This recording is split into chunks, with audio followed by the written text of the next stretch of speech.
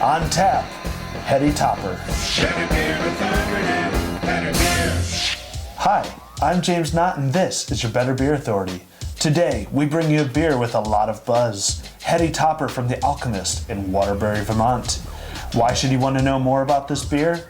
The brewery only brews one beer, and it gets a perfect 100 rating on BeerAdvocate and ratebeer. It is number 3 on the BeerAdvocate's list of top beers in the world. But our panelists are drinking this blindly and won't be swayed by the hype. Heady Topper is a double, or Imperial IPA, and comes in at 8% ABV and 120 international bitterness units. Side note, 100 IBUs is considered the threshold above which humans cannot perceive a beer to be any more bitter. This beer is unfiltered and unpasteurized. Keep it cold and consume it fresh. Drink from the can is printed boldly around the top. However, if you want to drink it out of a glass, the brewer recommends not pouring it out of the bottom of the beer, where all of the hop resins have settled. This ale is only available in Vermont. Currently, demand exceeds supply. However, they are rapidly expanding production and hope to ship to the Boston area in the near future.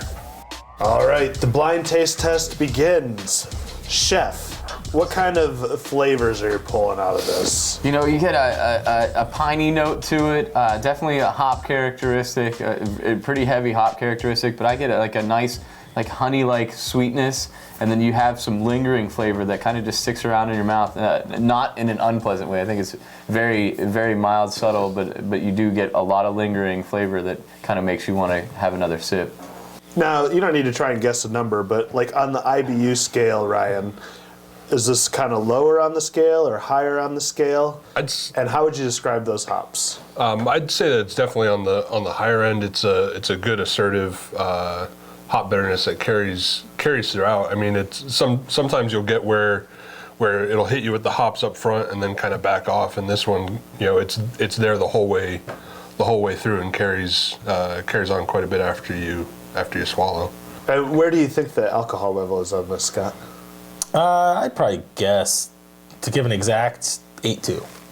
8.2. All right, 8.2, that's very exact. I was hoping to the hundredths, but 8.21. All right, let's get these. IBU's 80.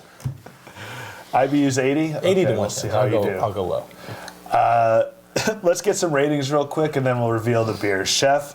I gave it an 8. I think this is a solid beer. Without even knowing what kind of beer I'm drinking here, I think this is, again, a solid beer, good drinkability, excellent flavor, hop characteristics, and the sweetness, and I think it's good. Okay, so Ryan, on our scale, 8 means recommended. Yeah. What kind of rating would you give this beer and why? I was initially thinking 7, but then I realized I had already finished 2/3 of my beer, so it's a good drinking beer. Goes down easy? For what the alcohol probably is, it goes down very easy. Yeah. So yeah, I'm at an 8 as well. Okay, so 2 recommendeds. Scott, where are you? I assume you're like a 2.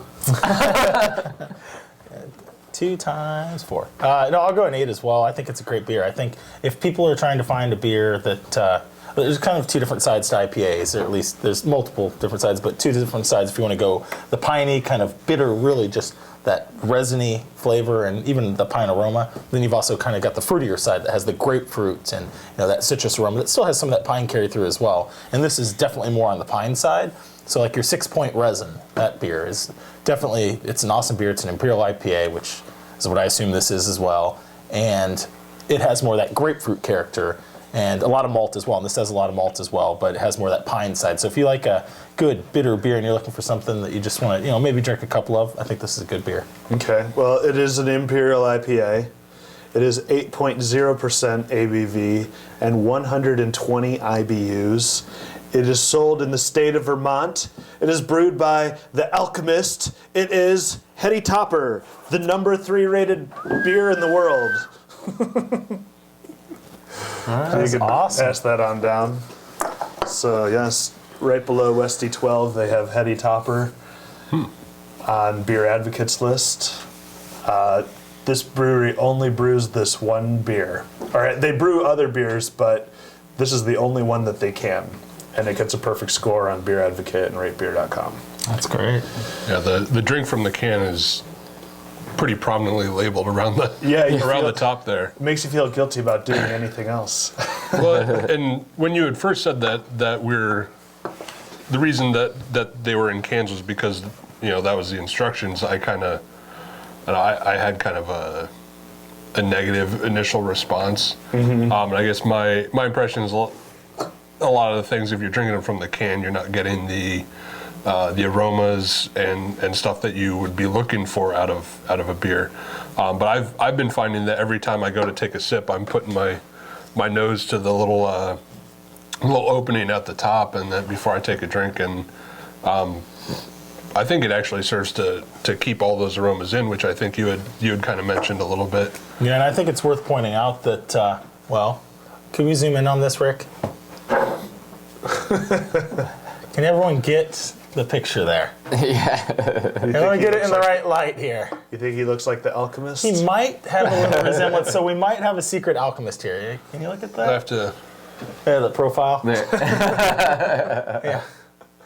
I'm trying to get Chef, what are your thoughts on this beer? I mean, do you like drinking it out of a can? Do you see it as one of the best beers in the world? Well, I mean, I think it's that can mentality that you were talking about, where you're blown away by the flavor that you can get out of a canned beer. Because I mean, notoriously, everybody as brewers and everything that bottle is best, but you get excellent flavor here.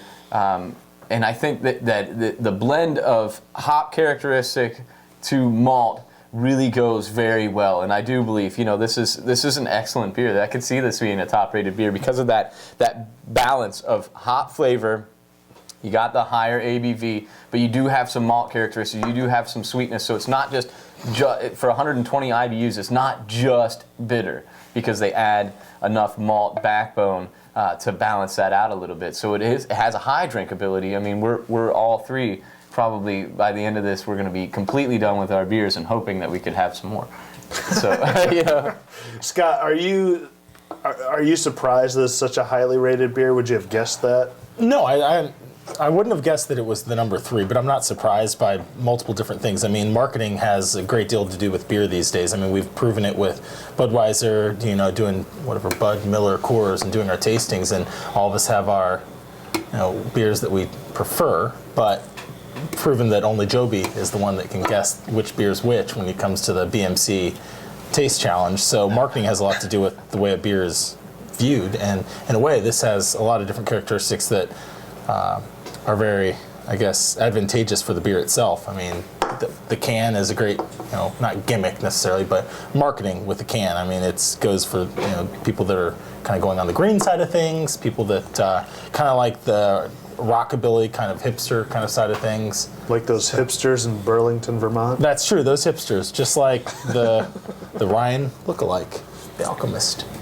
So no, I think it's a great beer. For me, it would have rated higher, but I'm kind of one of those guys, I'm a hophead, but I kind of slide a little bit more towards the grapefruit kind of citrusy aroma and kind of that follow through. So this one is a great beer. I think this is an awesome beer, so I can see why it's rated very highly. Ryan, can you see why why beer geeks go crazy for this beer? Yeah, I mean it's a very good beer.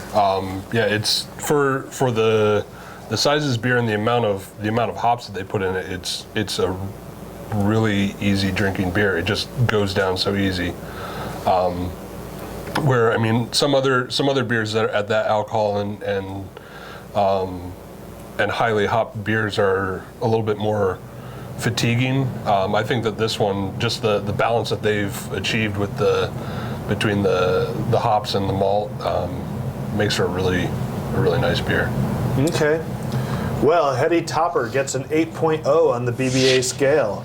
What do you think of this beer? Have you been able to track it down? Let us know in the comments section. I'm James Knott, and this is your Better Beer Authority. Better Beer Authority, Better Beer Authority, Better Beer Authority.